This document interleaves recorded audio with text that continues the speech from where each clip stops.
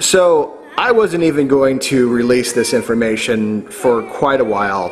There's the Assumption of God Form series that we're working on right now, and I want everyone to really take part in. But yesterday there was an open pagan ritual at a park that I was invited to. It never ceases to amaze me who shows up for this. There were flyers sent out. The intent was to have a lot of people come and view this. You know, that's fine. If you're not a pagan, that's great. If you don't want anything to do with it, stay away. But the fact that a group of militant, very anti-anything but Christians showed up for the sole purpose of disruption and to intimidate and make threats just is so fucking ridiculous to me that it just, you know, it's an affront on all that is good and decent and is in no way in line with freedom and liberation and honor and truth, and in all ways reflects the elitist and greedy and self-serving purposes of the Illuminati and the reptilian agenda, which really furthers to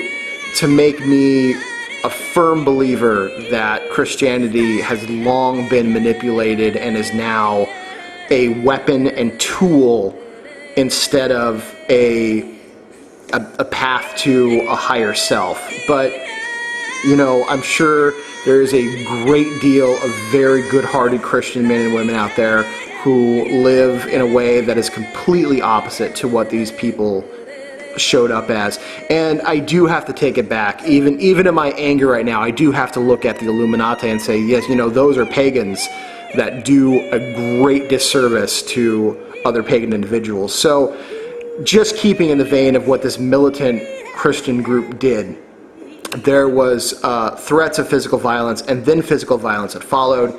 I had bottles and like glass bottles thrown at me. I wasn't even part of the pagan ritual, but whenever that happens, I step in.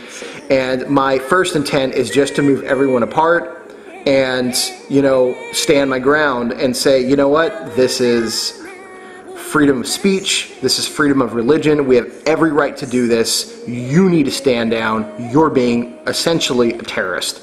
And that doesn't go well for people who believe that Jesus has told them to go nuke and bomb everyone who, you know, one, isn't a Christian, and two, whoever the neocon agenda of George Bush, you know, hijacked the Christian movement and has funneled them in that direction, and for some reason they can't see, you know, anything else but baby Jesus telling them to go kill people.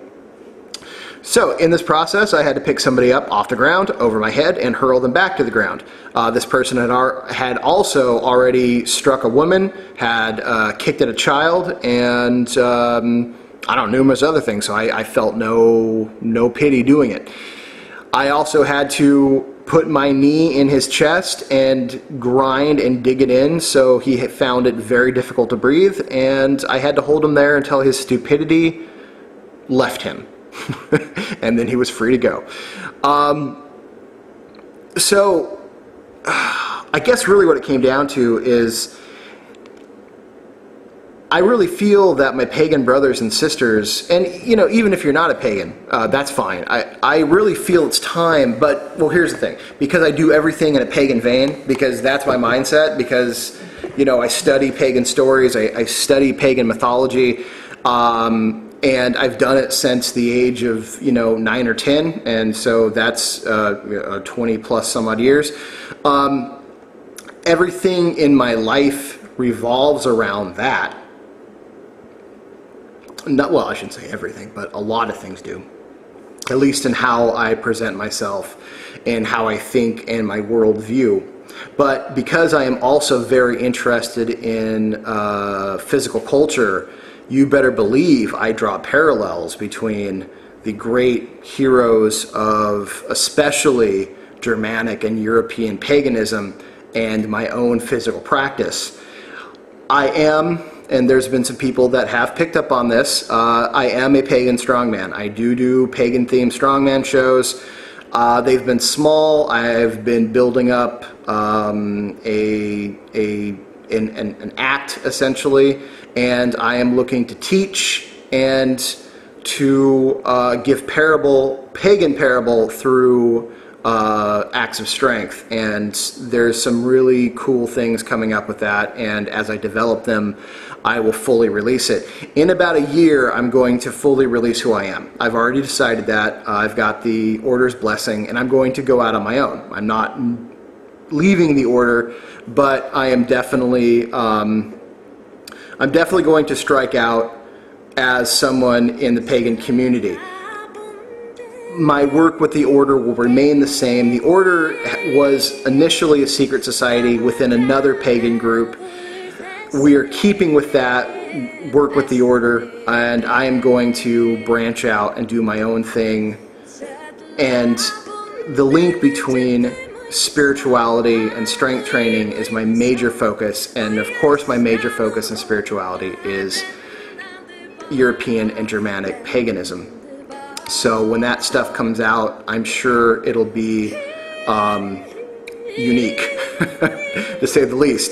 I have, I am my own guinea pig. Everything I do, I put myself through first, and if I don't get immediate awesome gains from it, I don't even touch it. So I think people will be very impressed by what they see when they see it.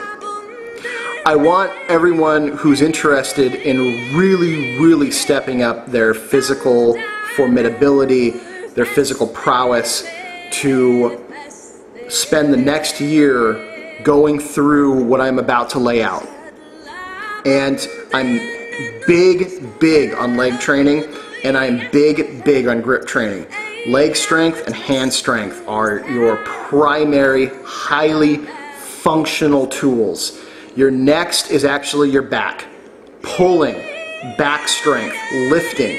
These are the things that are going to prepare you to deal with almost any situation that comes at you. And these, if you study the stories of great pagan heroes and great pagan dragon slayers, even St. George, who is not a Christian, sorry, well, I'm not apologizing, but sorry to all the Christians out there.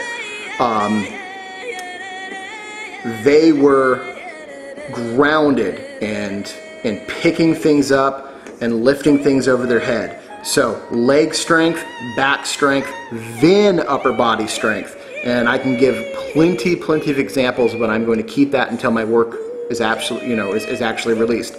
So for the next year, squats, something called farmer walks, which you'll learn to love, and push-ups.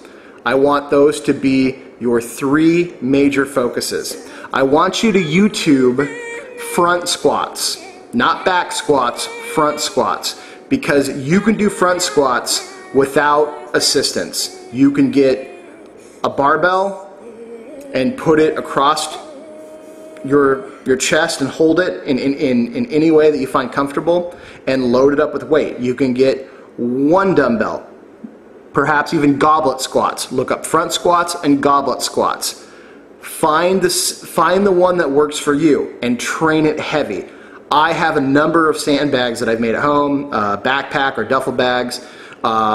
You fill them up, zip it shut, wrap the hell out of it with duct tape, and you have your sandbag.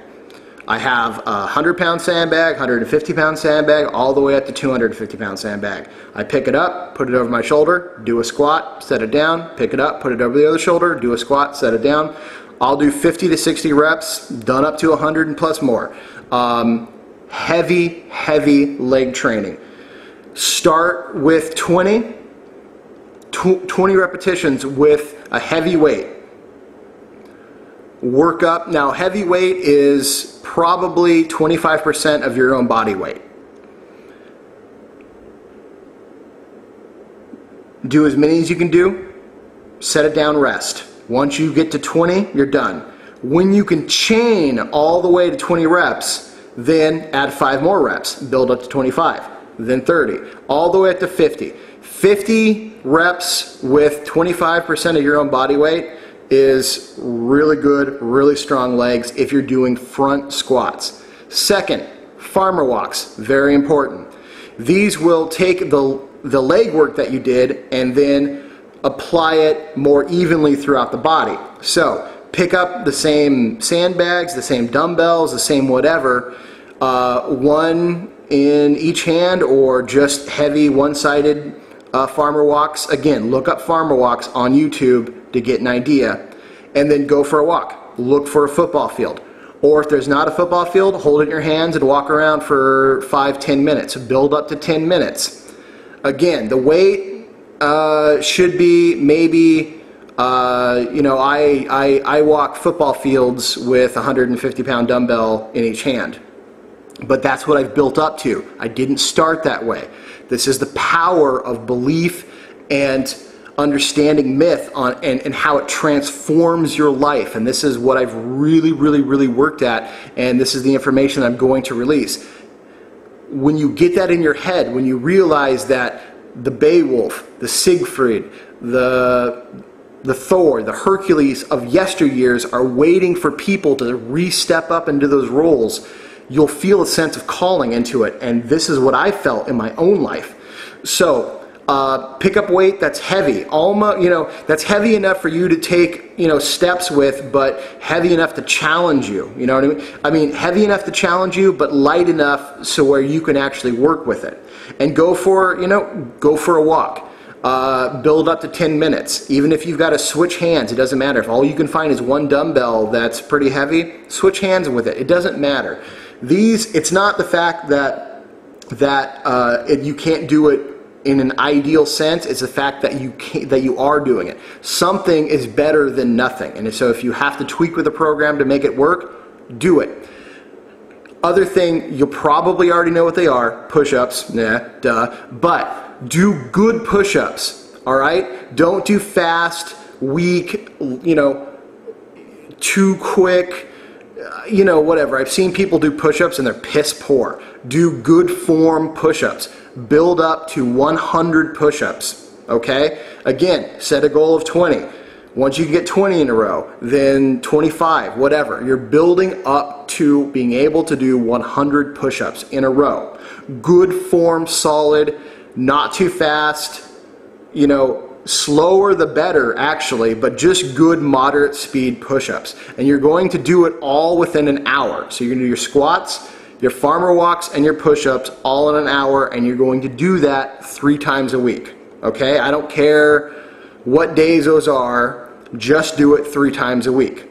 Okay? I'm not even going to touch stretching, I'm not going to touch anything else right now, but that's the foundation. Legs, full body, upper body. Your back is going to get a lot of work in this, even though you're not doing a lot of pulling motion, especially in the front squats. Your stomach, your abs are going to get a lot of work, especially in the front squats and especially in the push-ups, because you're actually contracting them and holding them together as you're doing these motions. Farmer walk, the same thing. Your whole body is going to get worked, and you're doing it in ways that actual pagan heroes and warriors of the past really did their training, maybe with different equipment, but the effects are going to be the same, and the spiritual effects are going to be the same. And when you realize you're training the same way Beowulf trained, something positive happens in your mind. Trust me. So, if you have any questions, email me. I'm not going to go on this subject for very much longer because I've got other things that I want to do, but I want to put it out there. Spend a year doing these things. I'll try to help you in any way that I can. I feel that the stronger, more empowered the person is, the more room and growth potential this person's spirit has. And believe me, when you look out across and you see a whole group of strong, powerful pagans,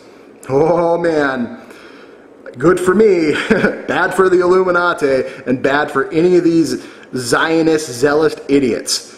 So, get back to me. I know it's sort of a fast, quick, rushed video. I don't want to be, you know, doing a part 2 on this, but this is also important information and something that will become more important within about a year's time. So get back to me.